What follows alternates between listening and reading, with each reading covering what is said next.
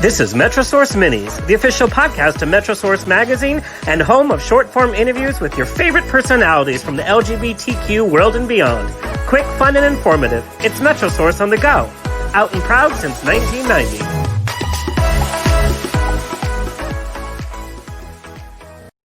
Well, hello. This is MetroSource Minis. I'm your host, Alexander Rodriguez, and today we want you to flex your vote.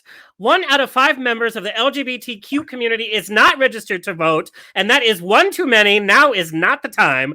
Joining me today about it all is celebrity photographer Mike Ruiz. Mike's long list of celebrity and clients include everyone under the sun, from Kelly Clarkson to Betty White, and literally everybody in between. He's also gone on to direct several music videos for artists such as Kelly Rowland, Vanessa Williams, Erica Jane, RuPaul, and he made his feature film debut with the uproarious comedy Star Booty, starring RuPaul. He has also appeared frequently on America's and Canada's Next Top Model, RuPaul's Drag Race, along with dozens of other television appearances as an expert in his field. He's also a do-gooder and is proud of his community service, having supported such organizations as the LA Forney Center, GMHC, the Trevor Project, Housing Works, It Gets Better campaign, Live Out Loud, Project Angel Food, and GLAAD. He's on the honorary board of Let There Be Hope Research Foundation. He also works with various animal rights organizations and animal rescues throughout the U.S., including Stand Up for Pets Foundation and numerous animal rescues nationwide. His latest campaign, Flex Your Vote, includes 7 other fitness photographers with a series of hot muscle pics to get everyone off their ass and vote. Please welcome to the show, Mr. Mike Ruiz. Hello. God, what an introduction. I know. I wish I got paid by the word for all of it. So I had to know what exactly inspired Flex the Vote. There's like I mean, I don't primarily shoot fitness models, but I do shoot a fair share of them, and oddly, a lot of the American ones are Trump supporters, which I just thought was really weird. And like a lot of guys that I've shot, I would get into it on on social media with them, and I wouldn't take it very far, but like they would like respond to like my anti-Trump stuff, and it was alarming to me that so many of them, who depend on us, there's the whole range of photographers that do mostly fitness stuff. We're all gay. And all of these guys pretty much depend on us. These fitness guys depend on us to kind of propel their careers, and yet they're willing to throw us under the bus. So anyway, I just, that kind of made me really mad, and I reached out to all the other photographers, who do this, who shoot fitness stuff, and we were gonna, I was calling for like a boycott and everything, but I was talked out of that by the more rational of the photographers, and we decided to just do this campaign to promote people, to encourage people to vote, because so many in our community are not even registered. Well, and I was really taken aback by that fact, and I would think that in our current social and political climate, people are more inclined to get out and vote. But I really did not know that so many of us were not registered, which is just insane to me. Why do you think we're not as involved as we should be? I mean, I'm surprised it's not like 99.9% of us registered to vote. Why do you think that is? I think it has mostly to do with people thinking that they don't matter and that their vote doesn't count. And that's what people are just complacent. 44% of the general population of registered voters didn't vote in the last election. That's almost half of the country didn't vote who were registered. So I think it's just a byproduct of feeling like, that their vote doesn't count. But, well, and it was funny because of the last election, we were told that Hillary was in the lead and, it was going to be a done deal. And we thought there's no way this guy could win. And I remember watching the election results, and then I actually asked my friends, well, did you go vote? Did you go vote? And sadly, some of them said, oh, well, no, I didn't make it, or this and that, because we thought that we had it in the bag. And look what happened. Mm-hmm. The good thing about, it's not a good thing. Unfortunately, we had to go through that 4 years to shake us out of complacency. I can't imagine that the turnout is not going to be 100% of our community. I mean, aside from the rare Trump supporting LGBT, gay guys, I don't know what's wrong with them, but I think we're going to turn out in droves to oust the Wicked Witch. Fingers crossed, and and everything else crossed. But with everybody pointing out who's racist, who's made racist comments in their career, and you finding out that a lot of the personalities whose careers your photography has helped build, having to work in the same environment, it's funny when we look and we're like, God, I didn't know that they were racist, or I didn't know that they stood up for this. And we still have to work with them. We're still in the entertainment field. How are you going to kind of counteract that? Because tension is at an all-time high. We still have to work with certain personalities. And now everybody is being super, super vocal about it. That makes a very interesting work environment, entertainment environment, even creatively. How do you creatively work on a photo shoot with somebody whose ideals are literally putting your rights at risk? That's a great question. With where I'm concerned, I think, because I'm so vocal about it publicly that I don't think anyone would dare bring up the topic on a shoot. If they had contrary views to mine, I don't think they would bring up. I don't think they bring it up on a shoot because I'm not beholden to anybody. You know what I mean? And like if somebody were to be really offensive to me, I would pack my stuff up and walk out. Plain and simple. Unfortunately, I can do that, but yes, I know a lot of people can't do that. But I feel like because I can do that I need to do that. And you're right. But also, the reality is like, who in entertainment is, who's going to be vocal about that in entertainment? Without destroying now. Career. Yeah. Poor Mary Hart didn't know what was happening to her. Oh, really? I didn't even know about her. Don't even worry about it. Who's Mary Hart now? But back then, it's like, why Mary Hart? Who knew? Yeah. But speaking of blurring the lines between, our personal life and political life and our professional life, you have done a lot of reality TV. I remember you from the A-List New York. Did you like doing that show? It was all right. It was very calculated. It was very calculated for me. Clearly I didn't, I wasn't a puppet for the producers, like, right. And not that the rest of the cast was, but the rest of the cast wanted more, they wanted that full reality TV experience out of it. And they wanted to be noisy and seen and famous. And I just wanted to use it to have a little bit of a platform to, so I could stand on my soapbox and preach. Well, and you have used your platform for so many causes, from animal rights to equal rights, and now for getting the word out to vote. What do you say to people that say that reality TV kind of supports and capitalizes on the idea of stereotypes, especially with the LGBT community? It kind of does. I never really thought about it, but the reality TV is basically, not an accurate representation of any entire group. It's not an accurate representation of Atlanta housewives, like of all the housewives who live in Atlanta, you know what I mean? Yeah. They're not all like loose cannons, but, so I think everyone should just take it with a grain of salt and realize that it's just entertainment and not try and make it such a, like it shouldn't be a representation of anything. It's just it's just fun entertainment as far as I'm concerned. Because I never even thought of that. About like, I'm entertained by like flamboyant, campy sort of personalities. Nobody wants to watch a bunch of like normal gays guys while sitting on the couch, like wings. I don't want to do that. I'm naked, but no, Mike. What is your creative process when you're creating a photo shoot, especially with a high-profile celebrity? Do you kind of storyboard it out in your mind? Are you looking at different colors and textures? Are you just kind of going with it? What's your process? I kind of, it's sort of like an organic process. It's not that rigid. I don't like storyboard it meticulously. I come up with a general idea and I disseminate that idea to my team, and then we all like have input. And you know, on the day of the shoot, things inevitably morph into something else, and you know, it just kind of like, I don't know. I mean, honestly, my creative process is just, it's very organic. Like I could come up with a very rigid idea, you know, 'cause this is what I want to shoot, and then you know it ended up changing completely by the time we all is said and done. So I'm very flexible that way. I'm not super you know.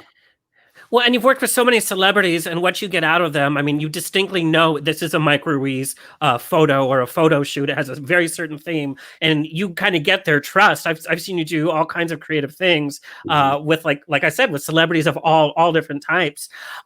Mike, what we like to do on the show is also we like to share our journey in the LGBT community. What was your coming out story? My coming out story was pretty funny. I'm from Montreal, and I used to go to a club with all of my friends, my high school friends. We used to go to a club, like, you know, because you could go to clubs when you're like 15, 16, you know, back then. So we were going to this club that was a three level club, and one club was like a new wave where we would go and hang out, and then the one above it was a leather bar, and the one above that was like a big like flashy, you know, big crowded gay bar. You know, like a la Saint, you know, back in the good old days. So, you know, like we'd all hang out and go to the new wave club on the first floor, and then I was always like sneaking off and going up to the gay bar. And then I got busted one time, and I was 17 at the time, and I got busted. My friend's like, "What are you doing up there?" So I just said, you know, fuck it. This is what can I say that? That's fine. I said, you know, this is me. So I came out to all of my friends when I was 17, and then I came out to my family when I was 25. You know, I was a little more apprehensive about coming out to them. Yeah. You know, fear of rejection and all that crap. But I came out to them, and they, you know, my mom and dad looked at each other, and they're like, tell us something we don't know. So it was kind of anticlimactic. I was hoping for like a meltdown at least, or, you know, like tears, and you know, like, oh, we'll love you anyway. They're like, whatever. Anyway, so we're going to dinner. Yeah.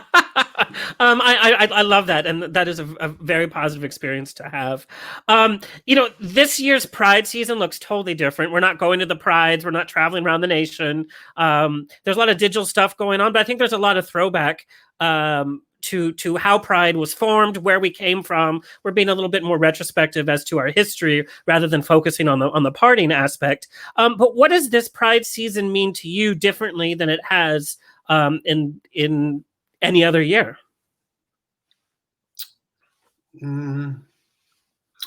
Gosh, what does it mean to me? I mean, you know, because we weren't able to like do the, you know, the very visible sort of like celebrating that we ordinarily do. I mean, what it means to me, I think, is just, you know, just to like live authentically and, you know, kind of be myself and not worry about, you know, just be happy with myself. I mean, like I think I'm just beyond like oh, I don't know how to articulate this. I think I'm just beyond the, you know, the need to like express, you know, like my pride for it. You know, like I've done all of that. You know, now I just like, you know, I spend all my time and energy just trying to propel, you know, all of us forward. And, you know, I still support the community, you know, immensely, but I don't do it in the loud and proud way that I used to. Well, but what I love about Flex Your Vote, it's hitting all of our sensibilities, things that we love. Obviously, we love muscles, we love that kind of physical beauty, but it's kind of putting that spin on it. It's like, yeah, pay attention, like look at me, and then here's what I have to tell you: is you need to go vote this year, or all of this could be taken away. All of these joys that we have. We've been kind of in this bubble in the last few years where we're represented in the media, and you know, we think we're out and proud, and then we realize, especially lately, we're kind of in danger in going back many different ways with the trans community, with our minority groups within the LGBT community. It's kind of scary that bubble is kind of popping. Yeah, it's terrifying actually, and that's what really, you know, inspired me to want to do this, because you know, I mean, and you know, the way that I do it, you know, I feel like the percentage of people who are not registered to vote in our community, you know, are just young, and you know, it's not like you know, because I remember when I was young, I was trying to put myself in their shoes. You know, when I was young, what was my outlook on all of it? You know, I didn't care. I just wanted to have a good time, I wanted to party, I wanted to go to clubs. So that's why I'm using this approach is to kind of, you know, get them with their current sensibility, but deliver the message, you know, through the back door. You know what I mean? Like, oh, hot, hunky guys, and then, you know, and then they get the message. And you know what I've been doing is I've been posting images in my Instagram stories where, you know, it's like a really hot guy, and I'll say swipe up to see more, and it takes the voting, the voter registration page. You know, vote.gov. And actually a lot of them have reached out to me and like, you know, that was really funny what you did. You know, and as a result, I ended up registering to vote. Well, so, and I love that. And it was really effective because I'm a huge fan of yours. I follow you. I'm also a huge fan of Eric Turner, who you photographed for one of the, and girl, I was swiping. I couldn't swipe fast enough. I'm like, this is a great campaign. Like I said, you know, it kind of hit everything I'm interested in. Well, okay, Mike. And in answer to you, I just want to say, go back to like pride. You know, that's you know, because I do so much stuff, so much like visibly gay stuff. That's my expression of pride. So I don't feel like I need to separate, you know, to do something specifically for pride, because I'm always doing it anyway. So you just made me realize that. So that's kind of what pride means to me, is to just do it 365 days a year. Well, and I think that's a good call to action for all of us. You know, live our pride on a daily basis. And pride doesn't mean like, you know, I'm waving the gay pride flag or I'm wearing glitter every day. Pride also means that I'm becoming actively involved in the community. I'm inspiring other people to become active in the community. That also is a very powerful sense of pride. Mike, we're seeing a lot of selfies at home in the same rooms and the same outfits. We're shirtless because we have nowhere to go. So can you give me the best hints on how to smize perfectly for your at-home Instagram selfie? Do you have any tips? Yeah. Well, first of all, you have to find like a window. See, I'm sitting in front of a window right now. I can use a couple of extra filters, but you know, it's nice even lighting. You know, if I was side lighting it or something, you know, I wouldn't. So you always want to find like a nice window and just stand about 3 feet behind, you know, like into the room from the window. And that's usually how you'll get the best selfies. Well, definitely. You have this angelic glow, Mike. And I'm not sure you're that angelic. No. By the way, I don't know if you've been noticing, but I've been like very like geisha-like, because I had 2 veneers that cracked off. You know, and I'm like, I told my dentist, I'm like, don't even put a temp in, because who's going to see me? The whole world. It's gorgeous. You're beautiful inside and out. Okay, Mike, we're going to end it. We're going to play a little rapid fire. Are you game? Yeah.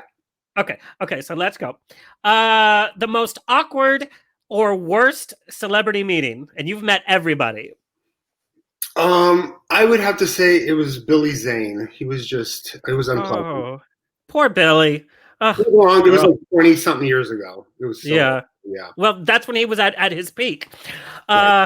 Billy, do better, Billy. Okay, your guilty pleasure food. We know you're super fit, but like, what's the food that you're like, okay, we're giving in?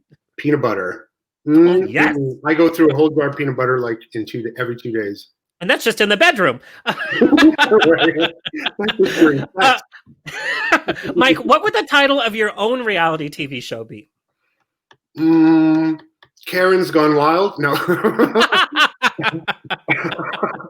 Well, that would be, and I would be persecuting them. So yeah, Karen's Gone Wild and me putting the kibosh on them.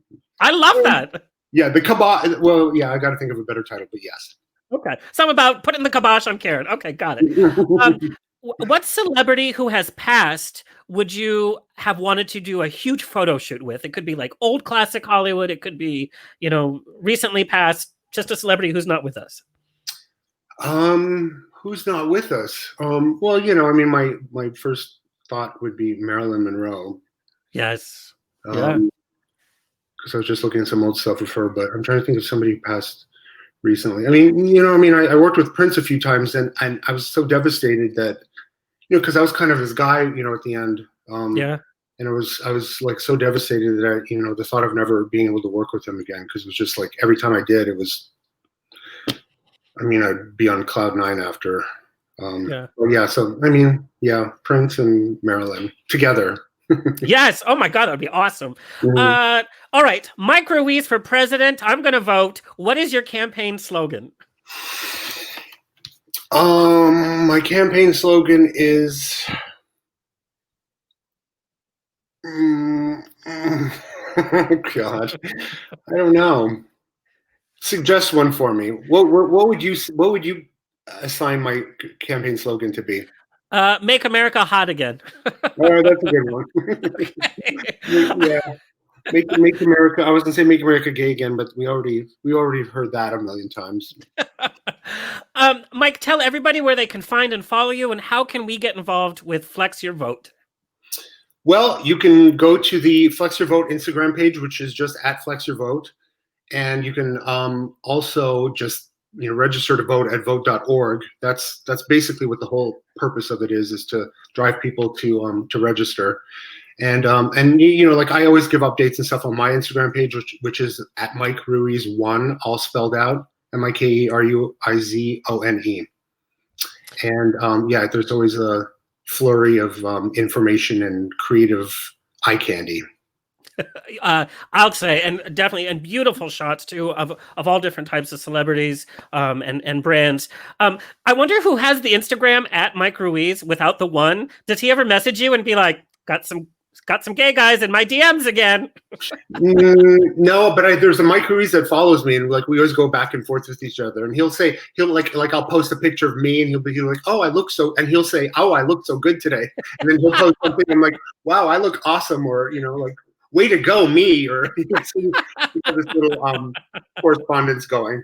I love that. I wish I was Mike Ruiz 3. Okay. Thank you so much, Mike. It's always a pleasure speaking with you. I'm glad to see that you're doing well in quarantine. And everybody go out and flex your vote. That has been another episode of MetroSource Minis. I'm your host and lead writer for MetroSource Magazine, Alexander Rodriguez. You can follow me on Instagram at Alexander is on air. You can binge listen and watch all of our episodes featuring all of our celebrities at metrosource.com. Until next time, stay true and do you, boo, and flex your vote. Yes.